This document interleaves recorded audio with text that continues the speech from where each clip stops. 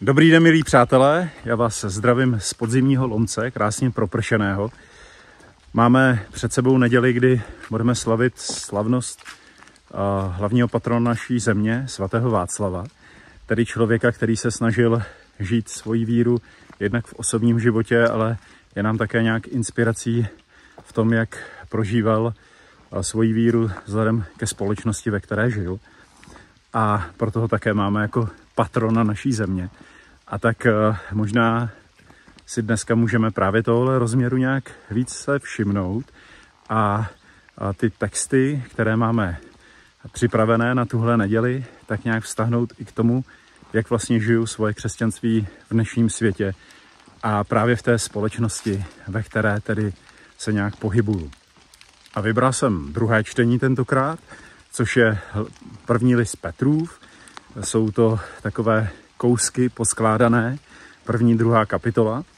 A vybral jsem tam zase 3 momenty, které snad mohou být hodně inspirativní a také se mi zdá, že je můžeme právě vidět na životě svatého Václava. Tak hned na začátku se tam říká, že Bůh nás znovu zrodil s mrtvým stáním Ježíše Krista. Věříme v našem náboženství v Boha, který dává další šanci, který nás znovu rodí, u kterého není nic konečného. Žádný osud, žádná jasně daná prohra, kdy jsem svůj život pokazil, takže už se to nedá.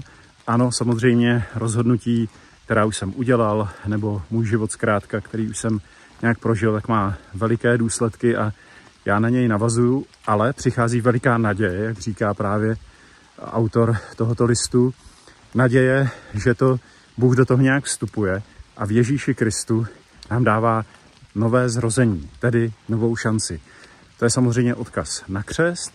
A tím pádem se to netýká jenom jednou nějakého okamžiku, kdy jsme byli křtěni, ale křestní milost, která znovu a znovu prostupuje můj život a zve mě k tomu, abych v každé situaci, kde jsem, pocítil pozvání, boží pozvání k tomuto novému začátku. Možná, že teď to zrovna potřebuji, že prožívám nějaký okamžik, který je pro mě těžký, kdy se mi fakt zdá, že už se to tak strašně zamotalo, že to moc východisko nemá.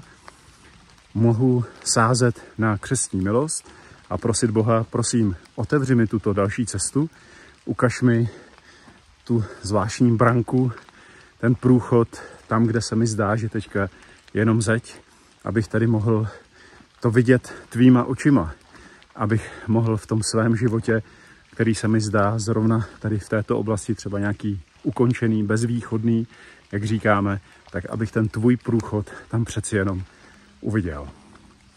Tak, myšlenka druhá, potom tam se mluví o dědictví, které nepomine, ke kterému směřujeme, které bude skvělé a trvalé. A je to tedy velmi realistické v tom smyslu, že tam ten autor říká, ano, ale teď jsme ještě pořád v různých zkouškách, kdy to musíme osvědčovat, kdy nás to trápí, ale přece jenom jako směřujeme dál. Zase další krásná věc, že tady všechno to, co dělám, tak má nějaké důsledky dál, má to nějaký tah, který žije v dějinách, všechny takové to naše uvažování, hlavně abych já to teďka měl dobře, že máme před volbami, takže nás to jakoby zve k té obrovské zodpovědnosti, že ten lidský život, život celého toho společenství má prostě nějaký tah. Já jsem zván k tomu, podobně tady jako svatý Václav, abych za to bral nějakým způsobem zodpovědnost. Jsem správcem, když si to navážeme na to, co jsme uvažovali minulý týden, jsem správcem tohoto světa, této doby, také k tomu, abych to předal dál, protože všechno směřuje k nějakému vyvrcholení. Je tady nějaké dědictví, které už teď máme nějak v zárodku, ale tam potom bude v nějaké plnosti.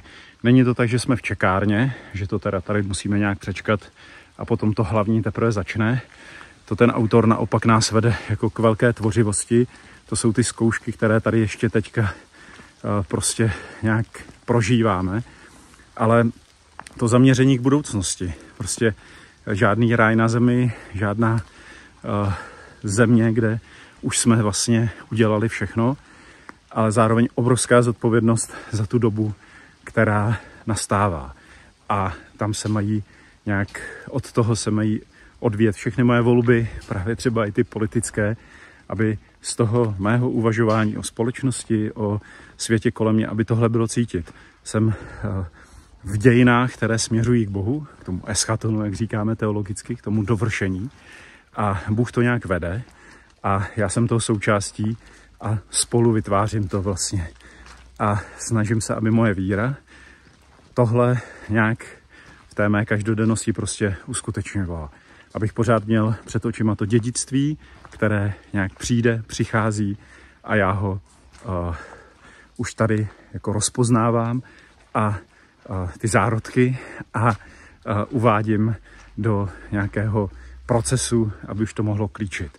Boží království už je mezi vámi, už to tedy začíná, ale ještě ne v plnosti a k tomu jsem právě nějak zván, abych takhle zodpovědně ten svůj život nějak prožíval. Tak a rovina třetí, tam se vlastně dává Ježíš před naše oči. Říká se, že on je nám dán jako příklad, protože trpěl, ale nevyhrožoval, snášel to a nechával ty věci nějak Bohu, který přináší spravedlnost. Zase jsme v době, kdy se i ve jménu křesťanství mluví o boji a o hrůze, kterou mají snášet zlí lidé, aby se báli, ale ten autor listu, Petrova listu, naopak apeluje, dejme si před oči Ježíše, jak on to dělal.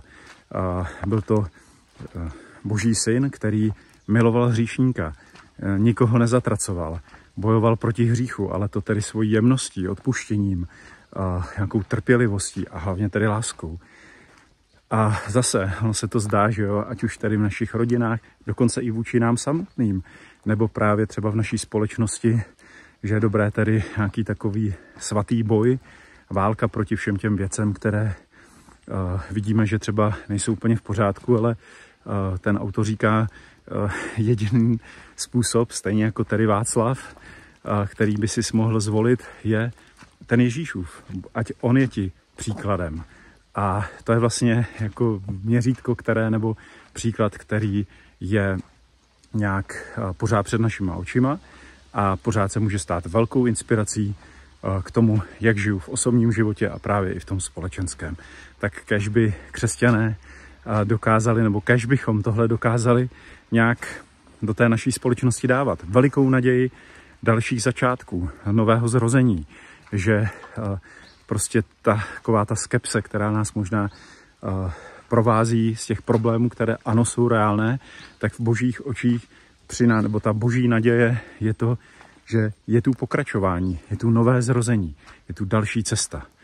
A potom ten fakt toho, že směřujeme někam dál a máme k tomu mít zodpovědnost. Je to dědictví, které na nás čeká a které my už teď nějak uskutečňujeme v různých zkouškách našeho života, ale prostě míříme do budoucnosti, veliké zaměření k těmhle dějinám, které přichází.